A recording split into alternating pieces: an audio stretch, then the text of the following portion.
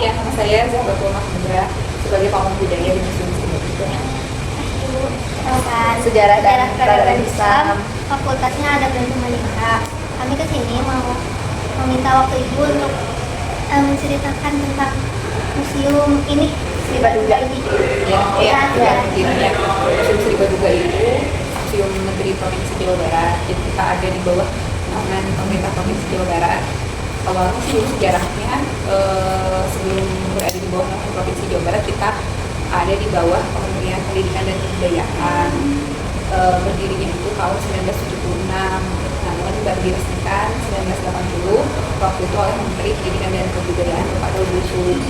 Nah, pada masa itu kan udah program dari Kementerian Pendidikan dan Kebudayaan didirikan museum di provinsi gitu. Nah, museumnya ini tipe museumnya atau kategori museumnya adalah museum umum. Kenapa museum umum? Karena koleksi yang ada di museum umum atau museum provinsi Jawa Barat ini koleksinya itu terkait dengan koleksi sejarah, kebudayaan, kesenian, tradisi, nilai budaya yang ada di wilayah Jawa Barat. Lalu kenapa dinamain Sribaduga gitu ya? Sribaduga itu kan Sribaduga diambil dari nama Sribaduga Maharaja. Beliau adalah Raja Sunda di Kerajaan Pajajaran sekitar abad ke berapa ya? 6 atau 7 Masehi. Yang beliau itu merupakan salah satu Raja Pajajaran yang berkuasa cukup lama, kemudian yang berpengaruh juga gitu pada masanya, sehingga dinamakanlah museum ini Museum Negeri Sribaduga, diambil dari tadi ya Sribaduga Maharaja. Sribaduga Maharaja ini merupakan anak dari Prabu Siliwangi, dari Prabu Siliwangi, Raja Sunda. Nah, terus berikutnya tadi kan awal mulai didirikan ini museum milik kementerian ya, Kementerian Kebudayaan. Kemudian pada era otonomi daerah sekitar tahun 2000 karena ada undang-undang yang mengatur tentang otonomi daerah, maka diserahkanlah museum provinsi itu ke pemerintah provinsi masing-masing, termasuk Sribaduga ini diserahkan ke pemerintah provinsi Jawa Barat. Jadi dari tahun 2000 itu statusnya berada di bawah naungan pemerintah provinsi Jawa Barat. Lalu kemudian ya sampai saat ini masih berada di naungan pemerintah provinsi Jawa Barat. Itu mungkin kalau tentang sejarah berdirinya museum itu gitu. Kalau untuk koleksi-koleksi yang menurut ibu sendiri paling wah gitu di Museum Sribaduga ini ada? Untuk koleksi seluruhnya sampai saat ini kita jumlahnya 7.000 koleksi kurang lebih. Jadi 6987 koleksi. Nah, dari hampir 7.000 koleksi itu kita bagi ke dalam 10 klasifikasi berdasarkan kepada keilmuannya. Misalkan ada berdasarkan kepada biologi atau biologika gitu yang tadi kalian lihat di lantai 1 ya, batuan. Nah, itu klasifikasi biologika. Lalu kemudian ada klasifikasi biologika itu yang kalian lihat fosil binatang, ada tanduk kerbau, terus ini gajah tulang gajah gitu. Itu klasifikasi biologika. Kemudian klasifikasi etnografika itu terkait dengan yang kaitannya dengan ilmu etnografi. Ilmu etnografi itu biasanya koleksi-koleksinya berkaitan dengan hasil karya atau cipta atau hasil dari kebudayaan masyarakat gitu. Seperti misalkan sistem pertanian apa aja koleksinya, sistem pengetahuan apa aja koleksinya, seperti batik gitu kan ya, batik, terus peralatan rumah zaman dulu gitu, terus mebel. Tadi kan ada di lantai 2 ya, tata ruang zaman kolonial. Nah, itu kan hasil dari kebudayaan ya, termasuk ke klasifikasi etnografika. berikutnya ada klasifikasi arkeologika. Klasifikasi arkeologika itu koleksi yang berkaitan dengan ilmu arkeologi seperti arca gitu. Terus arca, prasasti, apa lagi ya? Arca, prasasti, kayak kubur batu yang di lantai 1 yang di ruang terbuka itu, maksudnya arkeologika. Terus berikutnya klasifikasi numismatika heraldika. Numismatika heraldika itu kalau numismatika mata uang. Jadi mata uang dari zaman prasejarah, bentuk mata uangnya seperti apa, atau ada alat tukar. Kalau mata uang kan pasti berkaitannya dengan sisi jual beli, sistem perdagangan ya. Dulu sebelum kita mengenal mata uang ada alat tukar, itu ada. Terus kalau heraldika itu lambang, kita mengenal mata uang ada alat tukar, itu ada. Terus kalau heraldika itu lambang atau piagam penghargaan orang-orang zaman dulu, gitu. Misalkan lambang Gemeente, terus lambang kalau pemerintahan zaman Hindia Belanda kan itu ada lambang-lambang tertentu. Nah itu kan biasanya kalau lambang itu ada filosofinya ya, artinya kayak lambang kota Bandung, tahu kalian kalau beberapa puluh tahun kemudian bisa jadi koleksi museum karena itu memiliki filosofi. Klasifikasi berikutnya ada apa lagi ya? Historika.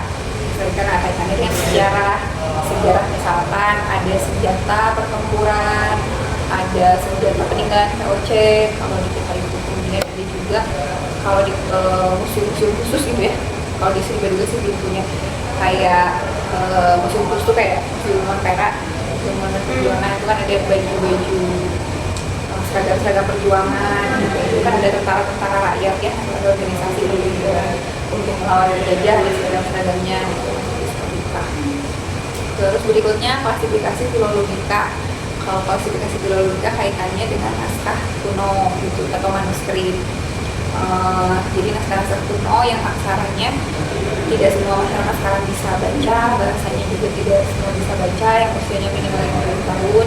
Nah itu masuk ke dalam di lantai 2 ya, ada yang naskah. Terus berikutnya klasifikasi apa lagi ya? Seni rupa kayak di seni rupa itu kan ada seni rupa murni, ada 3 dimensi, 2 dimensi gitu ya, kayak lukisan, ukiran kayu, lalu lukisan kaca. Nah itu masuk ke seni rupa. Terus klasifikasi klasifikasi teknologika ada yang teknologi secara tradisional, misalkan tadi kalian di lantai 2 lihat kayak waroge, penanggalan orang Baduy gitu ya. Nah itu kan masuk ke teknologi atau pengetahuan tradisional orang dulu, gimana cara mereka bercocok tanam gitu ya, menanam padi dengan melihat bintang atau matahari gitu. Itu kan masuknya ke pengetahuan tradisional ya. Atau misalkan teknologi tradisional sekarang nggak ada di display di ruang pamer, kayak pembuatan paku untuk penggilingan kaca kedelainya masih menggunakan batu gitu kan, yang dibutuhkan oleh tenaga manusia gitu. Itu teknologi tradisional. Kalau yang modernnya banyak ya, kalau yang modernnya kayak radio gitu ya, radio, mikrofon, terus apa lagi ya, apa sih yang terus radio zaman dulu, ada radio tabung, ada radio apa, terus alat timbang ya. Kan ada alat timbang emas, alat timbang alat timbang bentuk bebek, nah itu kayaknya itu masuk teknologika. Terus klasifikasi apa lagi itu baru berapa? 10? Oh udah, ya berarti itu klasifikasinya. Nah itu dibagi lagi dari ke 7.000 koleksi itu yang paling banyak masuk ke dalam klasifikasi etnografika. Nah tadi kaitannya adalah koleksi yang unggulan gitu ya, yang unggulan. Kalau dikatakan unggulan ya semua koleksi yang ada di museum unggulan, karena kan proses dia dari yang tadinya calon koleksi kemudian menjadi koleksi itu ada alurnya, ada prosesnya, ada SOP-nya gitu, ada syaratnya kenapa dia harus masuk menjadi koleksi museum gitu. Salah satunya yaitu ada filosofinya, bernilai sejarah, kemudian itu hasil dari kebudayaan masyarakat, terus apalagi ya, dia bernilai tinggi untuk pendidikan atau edukasi kultural masyarakat sekarang, informasi masa lalu yang bisa diakses melalui koleksi. Banyak sih kalau koleksi unggulannya. Tadi kalian nggak ke ruang masterpiece ya, yang di Teralis? Iya, di Teralis tapi sempat ngeliat loh. Nah itu salah satu ruangan masterpiece. Jadi koleksi-koleksi yang masterpiece di display di sana rata-rata koleksi yang koleksi-koleksi itu dulunya ada dipakai digunakan di Jawa Barat pada masa lalu, tapi saat ini udah hampir punah sama sekali, udah nggak ada gitu. Kayak bongkar emas kan khas Kuningan ya, bongkar emas itu kayak mangkuk gitu tapi bentuknya dari emas. Nah itu dipakai untuk upacara keagamaan masyarakat pesisir utara Cirebon, Kuningan, Indramayu untuk itu tadi upacara keagamaan, tapi masih ada unsur-unsur Hindunya gitu, jadi bercampur antara Hindu dan Islam, jadi Islam masuk, jadi akulturasi budaya di situ ada gitu. Itu banyak sih kalau yang unggulan, apalagi ya Paksi Nagaliman, ini kereta Paksi Nagaliman Di depan. itu kan kereta kencana Sultan Cirebon ya, Sultan Kasepuhan Cirebon, itu hanya digunakan untuk upacara-upacara tertentu, penghormatan atau upacara-upacara penghormatan tertentu di kereta Cirebon. Nah, itu kalau Cuma penasaran Kak, dari mana koleksi ini dapetin? ya Asalnya pengadaan koleksi ya, pengadaan koleksi. Jadi kita itu orang internal museum, pegawai museum itu melakukan terlebih dahulu kajian analisa koleksi. Itu salah satunya untuk analisa kebutuhan koleksi museum. Setiap tahun programnya kita lakukan.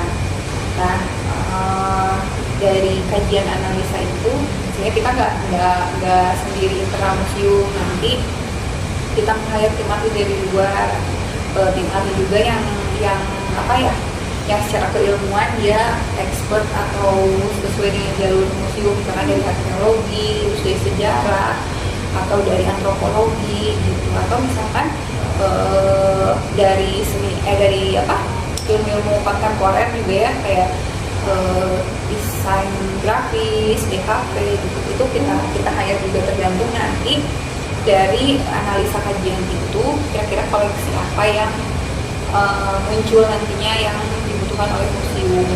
Jadi dianalisa dulu, misalkan dari segi seni rupa misalkan ya, dari lukisan, kita kekurangan koleksi lukisan kanvas gitu. Tapi kan kita nggak sembarangan ya, nggak sembarangan. Ya udah, itu tadi ada analisa kajiannya.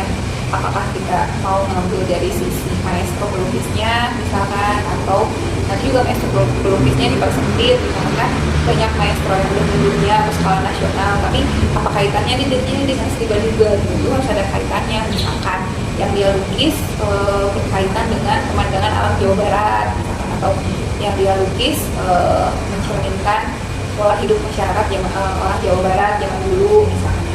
Itu hasil dari kajian tadi. Terus pas udah ada hasil analisa kajian tadi, terus udah ada koleksinya, calon koleksi ya, kita penjajakan sama yang punya calon koleksinya itu, apakah dia mau nggak menghibahkan secara sukarela ke museum, nanti di museum kan dirawat, dipelihara, dilestarikan.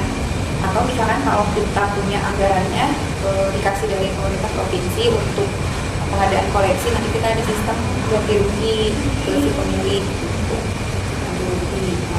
Nanti dibuatkan kita acara mau atau tidak.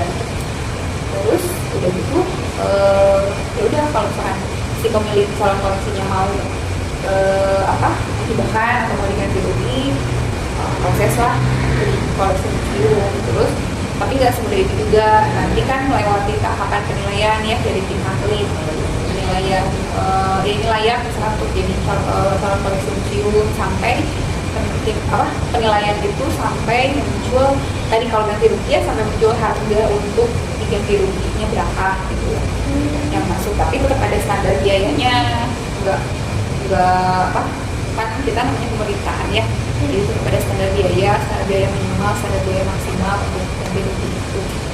Jadi itu udah terjadi apa ya, kesepakatan, barulah bisa menjadi konsorsium. Nanti melewati proses tahapan registrasi dulu, dikasih nomor registrasi, kemudian tahapan inventarisasi. Kalau registrasi itu urutan berdasarkan masuknya benda itu menjadi koleksi museum. Jadi dari yang tadi 6987 itu, berikutnya misalkan masuk koleksi yang baru lukisan kanvas, berarti dia nomor ke 6988 gitu.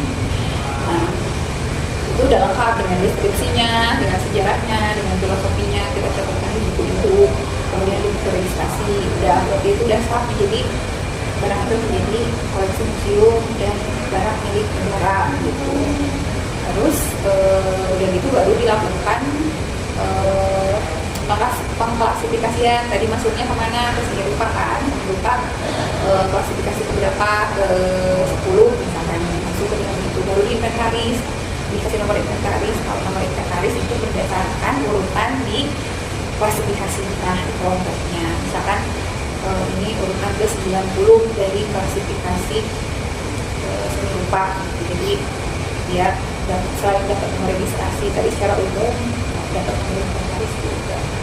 Itu terus nanti ya dilakukan perawatan, konservasi, pemeliharaan, penyimpanan juga kan harus sesuai ya, lukisan bahannya kanvas, kain, penyimpanannya harus diatur, suhu ruangnya gimana, kemudian kelembaban ruangnya seperti apa, itu disesuaikan gitu. Atau misalkan koleksinya berupa tadi mata uang yang bahannya logam ya, karena logam ada bekas. Nah, untuk yang mata uang logam, penyimpanannya seperti apa, suhu ruangnya berapa, kelembabannya berapa, untuk yang kertas juga sama. Jadi penyimpanannya pun disesuaikan dengan bahan atau media koleksi. Ya, itu cukup informasinya. Terima kasih atas kesempatannya dan waktunya. Mohon tidak berusaha. Gak apa-apa, tapi jadi tahu. Assalamualaikum warahmatullahi wabarakatuh.